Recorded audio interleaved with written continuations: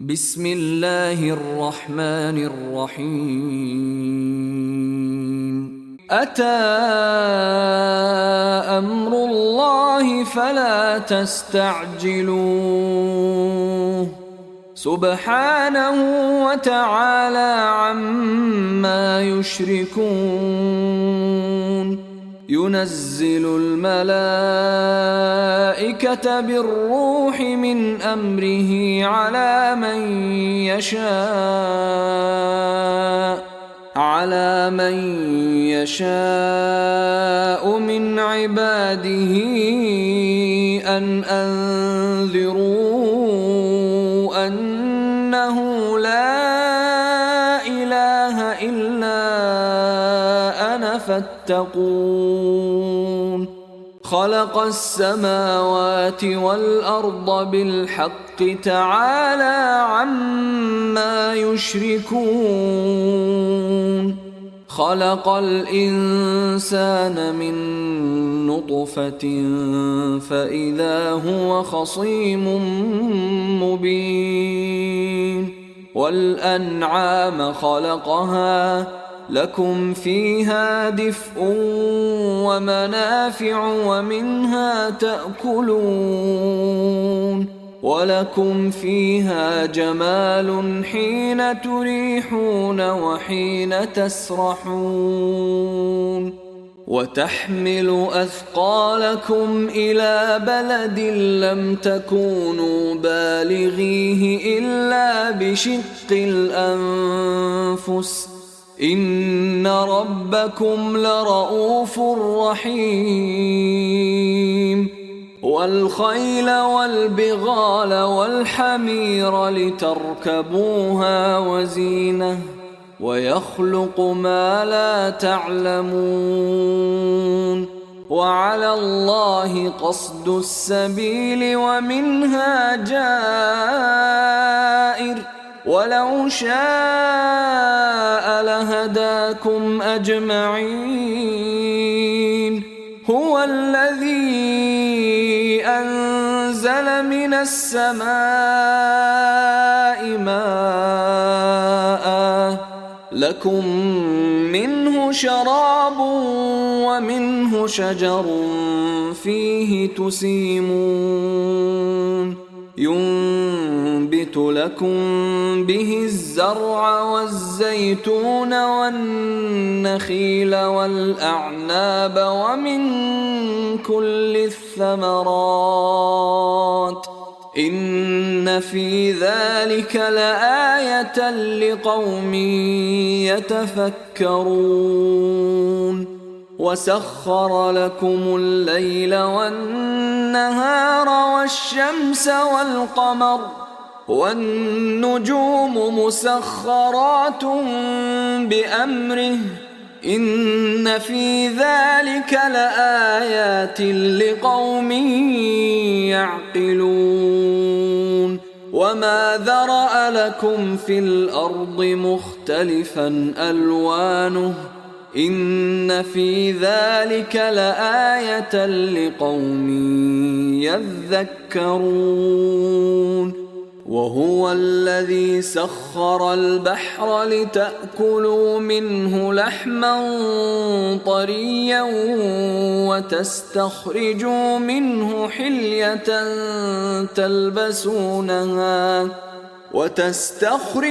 منه حلية تلبسونها وترى الفلك مواخر فيه ولتبتغوا من فضله ولعلكم تشكرون وألقى في الأرض رواسي أن تميد بكم وأنهارا وسبلا لعلكم تهتدون وعلامات وبالنجم هم يهتدون أفمن يخلق كمن لا يخلق أفلا تذكرون وإن تعدوا نعمة الله لا تحصوها إن إن الله لغفور رحيم والله يعلم ما تسرون وما تعلنون والذين يدعون من دون الله لا يخلقون شيئا وهم يخلقون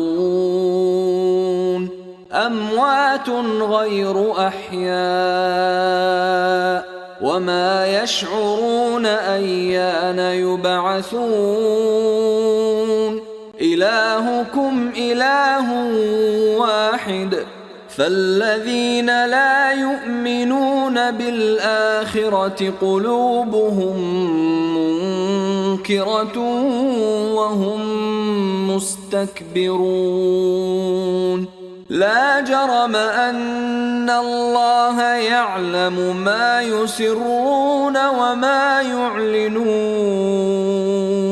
إنه لا يحب المستكبرين وإذا قيل لهم ماذا أنزل ربكم قالوا أساطير الأولين ليحملوا أوزارهم كاملة يوم القيامة ومن أوزار الذين يضلونهم بغير علم ألا ساء ما يزرون قد مكر الذين من قبلهم فأتى الله بنيانهم من القواعد فخر عليهم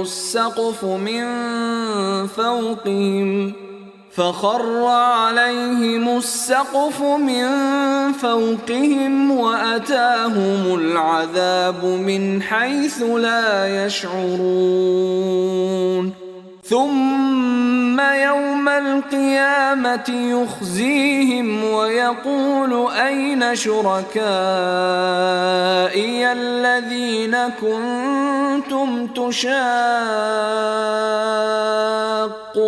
فيهم قال الذين أوتوا العلم إن الخزي اليوم والسوء على الكافرين الذين تتوفاهم الملائكة ظالمي أنفسهم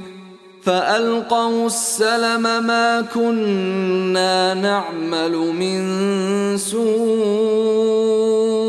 بلى إن الله عليم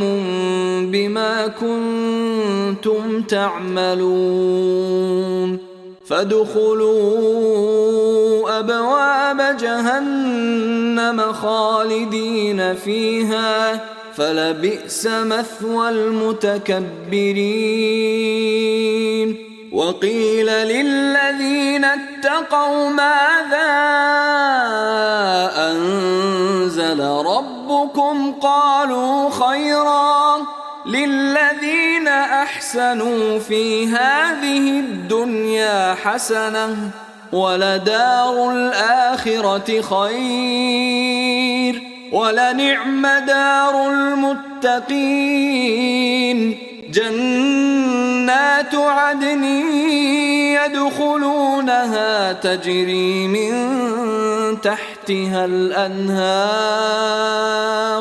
لهم فيها ما يشاءون كذلك يجزي الله المتقين الذين تتوفاهم الملائكة طيبين يقولون سلام عليكم ادخلوا الجنة بما كنتم تعملون هل ينظرون إلا أن تأتيهم الملائكة أو يأتي أمر ربك كذلك فعل الذين من قبلهم وما ظلمهم الله ولكن كانوا أنفسهم يظلمون فأصابهم سيئات ما عملوا وحاق بهم ما كانوا به يستهزئون وقال الذين أشركوا لو شاء الله ما عبدنا من دونه من شيء نحن ولا آباؤنا ولا حرمنا من دونه من شيء كذلك فعل الذين من قبلهم فهل على الرسل إلا البلاغ المبين ولقد بعثنا في كل أمة رسولا أن اعبدوا الله واجتنبوا الطاغوت فمنهم من هدى الله ومنهم من حقت عليه الضلالة فسيروا في الأرض فانظروا كيف كان عاقبة المكذبين إن تحرص على هداهم فإن الله لا يهدي من يضل وما لهم من ناصرين وأقسموا بالله جهد أيمانهم لا يبعث الله من يموت بلى وعدا عليه حقا ولكن أكثر الناس لا يعلمون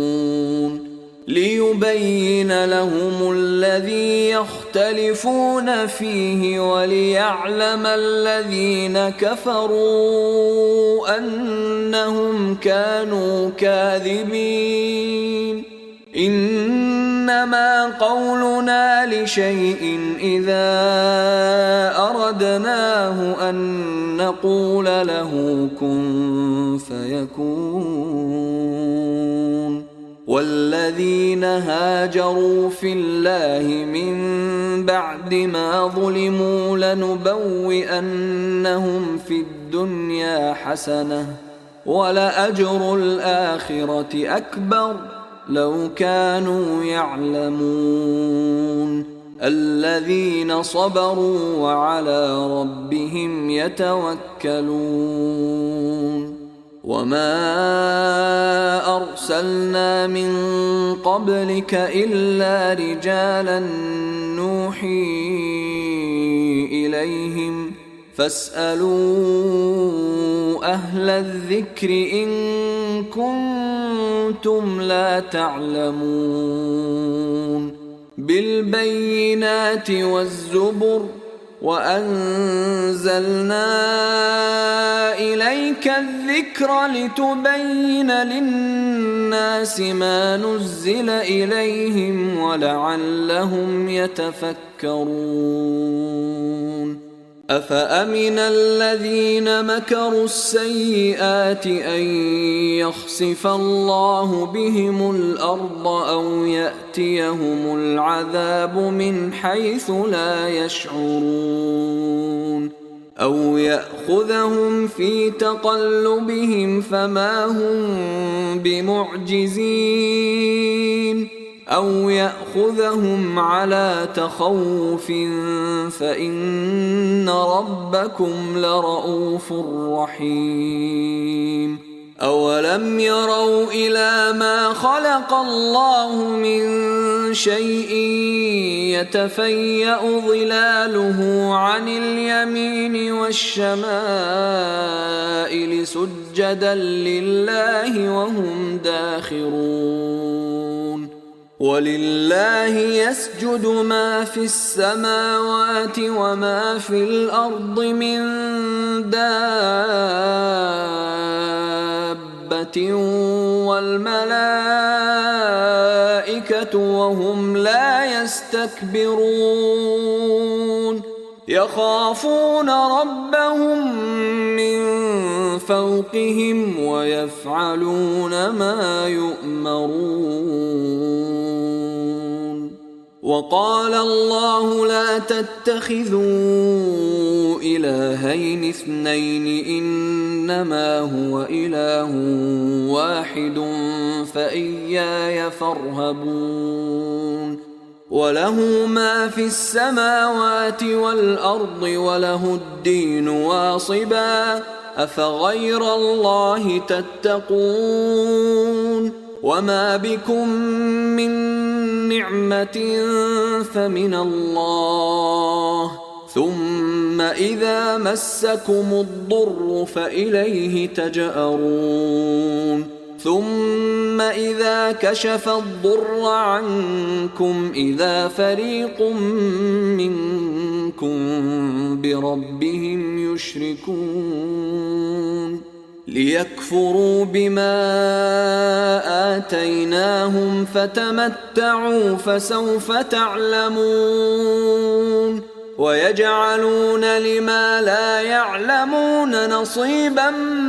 مما رزقناهم تالله لتسألن عما كنتم تفترون.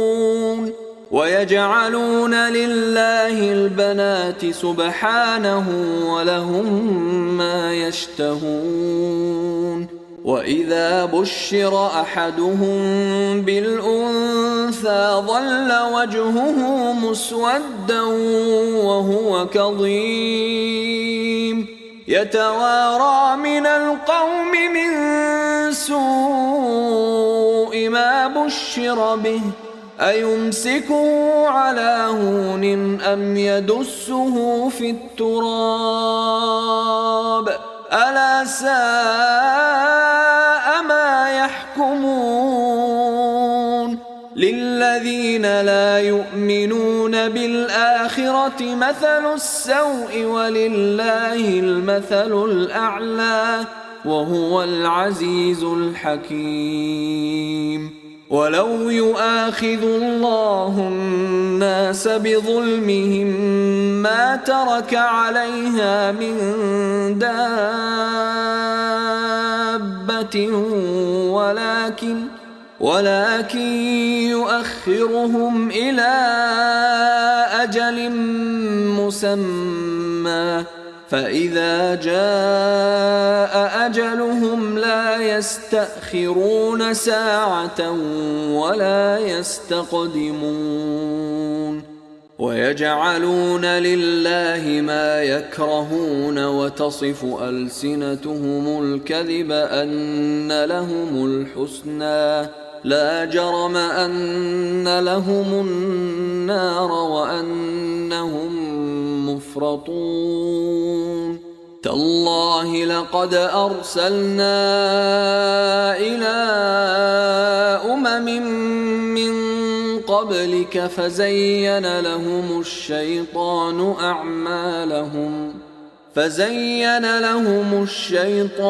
أعمالهم فهو وليهم اليوم ولهم عذاب أليم. وما أنزلنا عليك الكتاب إلا لتبين لهم الذي اختلفوا فيه وهدى ورحمة لقوم يؤمنون. والله أنزل من السماء ماء فأحيا به الأرض بعد موتها إن في ذلك لآية لقوم يسمعون. وإن لكم في الأنعام لعبرة نسقيكم مما في بطونه من بين فرث ودم لبنا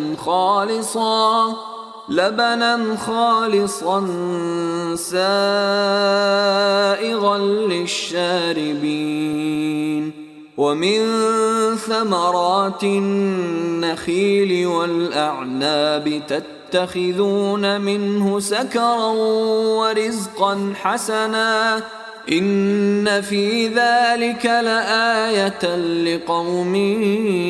يعقلون وأوحى ربك إلى النحل أن اتخذي من الجبال بيوتا ومن الشجر ومما يعرشون ثم كلي من كل الثمرات فاسلكي سبل ربك ذللا يخرج من بطونها شراب مختلف ألوانه فيه شفاء للناس إن في ذلك لآية لقوم يتفكرون والله خلقكم ثم يتوفاكم ومنكم من يرد إلى أرذل العمر لكي لا يعلم بعد علم شيئا إن الله عليم قدير والله فضل بعضكم على بعض في الرزق فما الذين فضلوا براد رزقهم على ما ملكت أيمانهم فهم فيه سواء أفبنعمة الله يجحدون والله جعل لكم من أنفسكم أزواجا وجعل لكم من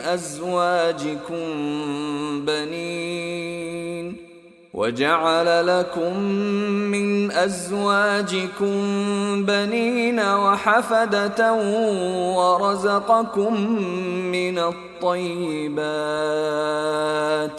أفبالباطل يؤمنون وبنعمة الله هم يكفرون ويعبدون من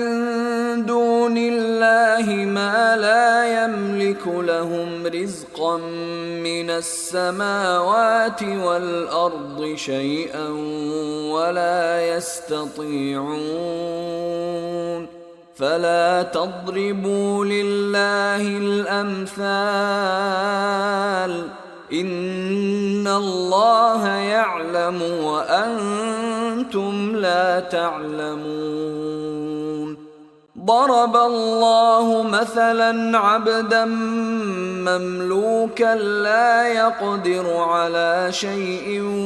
ومن رزقناه منا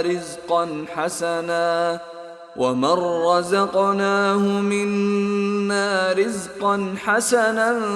فهو ينفق منه سرا وجهرا هل يستوون الحمد لله بل أكثرهم لا يعلمون وضرب الله مثلا رجلين أحدهما أبكم لا يقدر على شيء وهو كل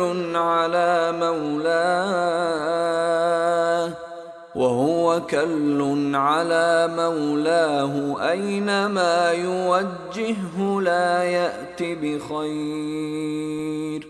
هل يستوي هو ومن يأمر بالعدل وهو على صراط مستقيم ولله غيب السماوات والأرض وما أمر الساعة إلا كلمح البصر أو هو أقرب إن الله على كل شيء قدير.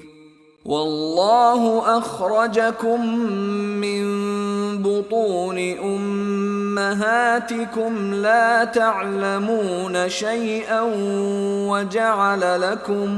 وجعل لكم السمع والأبصار والأفئدة لعلكم تشكرون. ألم يروا إلى الطير مسخرات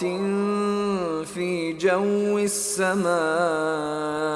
ما يمسكهن إلا الله إن في ذلك لآيات لقوم يؤمنون. والله جعل لكم من بيوتكم سكنا وجعل لكم من جلود الأنعام بيوتا تستخفونها يوم ظعنكم ويوم إقامتكم ومن أصوافها وأوبارها وأشعارها أثاثا ومتاعا إلى حين. والله جعل لكم مما خلق ظلالا وجعل لكم من الجبال أكنانا وجعل لكم سرابيل تقيكم الحر وسرابيل تقيكم بأسكم كذلك يتم نعمته عليكم لعلكم تسلمون. فإن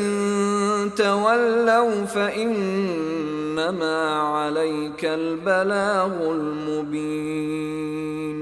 يعرفون نعمة الله ثم ينكرونها وأكثرهم الكافرون. ويوم نبعث من كل أمة شهيدا ثم لا يؤذن للذين كفروا ولا هم يستعتبون. وإذا رأى الذين ظلموا العذاب فلا يخفف عنهم ولا هم ينظرون. وإذا رأى الذين أشركوا شركاءهم قالوا ربنا هؤلاء شركاؤنا الذين كنا ندعو من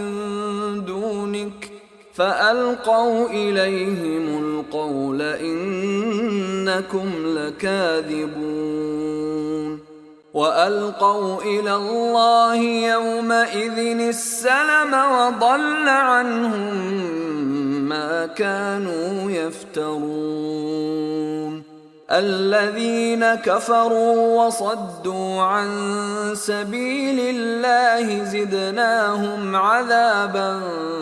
فوق العذاب بما كانوا يفسدون. ويوم نبعث في كل أمة شهيدا عليهم من أنفسهم وجئنا بك شهيدا على هؤلاء ونزلنا عليك الكتاب تبيانا لكل شيء وهدى ورحمة وبشرى للمسلمين. إن الله يأمر بالعدل والإحسان وإيتاء ذي القربى وينهى عن الفحشاء والمنكر والبغي يعظكم لعلكم تذكرون. وأوفوا بعهد الله إذا عاهدتم ولا تنقضوا الأيمان بعد توكيدها وقد جعلتم الله عليكم كفيلا إن الله يعلم ما تفعلون ولا تكونوا كالتي نقضت غزلها من بعد قوة أنكاثا تتخذون أيمانكم دخلا بينكم أن تكون أمة هي أربى من أمة إنما يبلوكم الله به وليبينن لكم يوم القيامة ما كنتم فيه تختلفون ولو شاء الله لجعلكم أمة واحدة ولكن يضل من يشاء ويهدي من يشاء ولتسألن عما كنتم تعملون ولا تتخذوا أيمانكم دخلا بينكم فتزل قدم بعد ثبوتها وتذوقوا السوء بما صددتم عن سبيل الله ولكم عذاب عظيم ولا تشتروا بعهد الله ثمنا قليلا إنما عند الله هو خير لكم إن كنتم تعلمون ما عندكم ينفد وما عند الله باق ولنجزين الذين صبروا أجرهم بأحسن ما كانوا يعملون من عمل صالحا من ذكر أو أنثى وهو مؤمن فلنحيينه حياة طيبة ولنجزينهم أجرهم بأحسن ما كانوا يعملون فإذا قرأت القرآن فاستعذ بالله من الشيطان الرجيم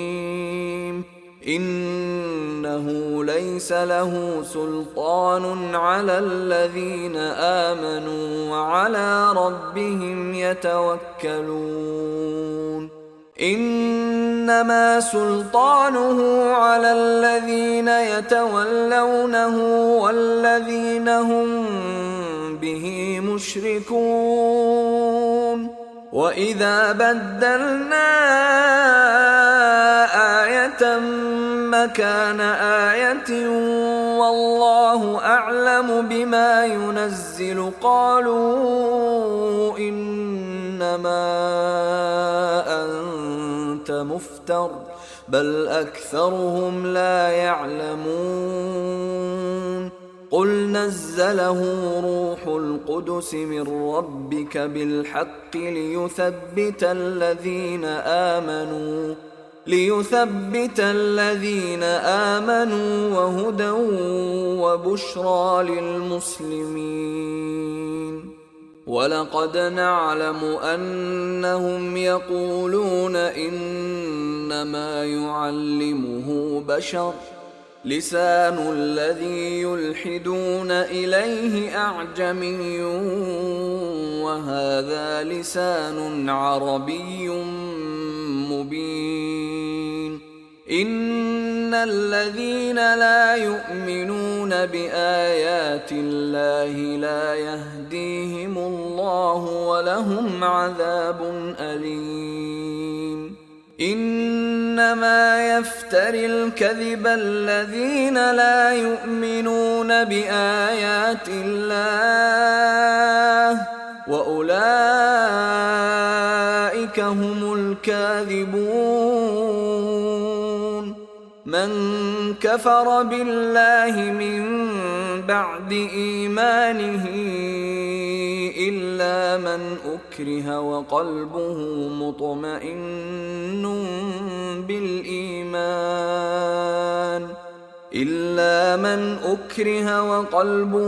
مطمئن بالإيمان ولكن من شرح بالكفر صدرا فعليهم غضب من الله ولهم عذاب عظيم. ذلك بأنهم استحبوا الحياة الدنيا على الآخرة وأن الله لا يهدي القوم الكافرين. أولئك الذين طبع الله على قلوبهم وسمعهم وأبصارهم وأولئك هم الغافلون. لا جرم أنهم في الآخرة هم الخاسرون. ثم إن ربك للذين هاجروا من بعد ما فتنوا ثم جاهدوا وصبروا إن ربك من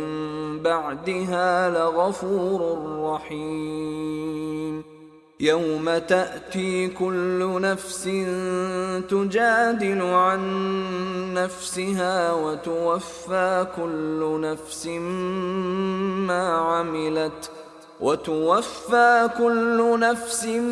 ما عملت وهم لا يظلمون. وضرب الله مثلا قرية كانت آمنة مطمئنة يأتيها رزقها رغدا من كل مكان فكفرت بأنعم الله فأذاقها الله لباس الجوع والخوف بما كانوا يصنعون. ولقد جاءهم رسول منهم فكذبوه فأخذهم العذاب وهم ظالمون.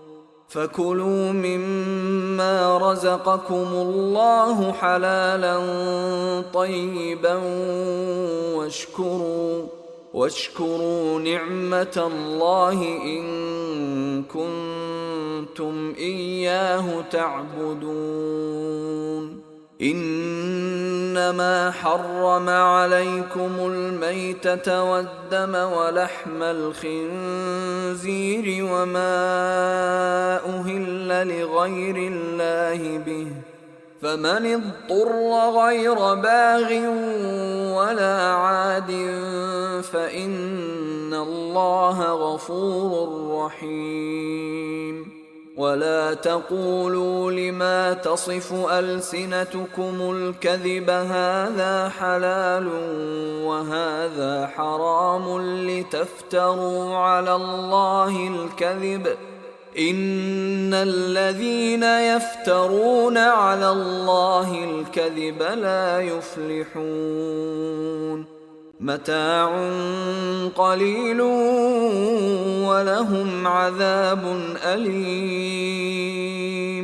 وعلى الذين هادوا حرمنا ما قصصنا عليك من قبل وما ظلمناهم ولكن كانوا أنفسهم يظلمون. ثم إن ربك للذين عملوا السوء بجهالة ثم تابوا من بعد ذلك وأصلحوا إن ربك من بعدها لغفور رحيم. إن إبراهيم كان أمة قانتا لله حنيفا ولم يك من المشركين، شاكرا لأنعمه اجتباه وهداه إلى صراط مستقيم، وآتيناه في الدنيا حسنة وإنه في الآخرة لمن الصالحين. ثم أوحينا إليك أن اتبع ملة إبراهيم حنيفا وما كان من المشركين. إنما جعل السبت على الذين اختلفوا فيه، وإن ربك ليحكم بينهم يوم القيامة فيما كانوا فيه يختلفون. ادع إلى سبيل ربك بالحكمة والموعظة الحسنة وجادلهم بالتي هي أحسن، إن ربك هو أعلم بمن ضل عن سبيله وهو أعلم بالمهتدين. وإن عاقبتم فعاقبوا بمثل ما عوقبتم به ولئن صبرتم لهو خير للصابرين. واصبر وما صبرك إلا بالله ولا تحزن عليهم ولا تك في ضيق مما يمكرون. إن الله مع الذين اتقوا والذين هم محسنون.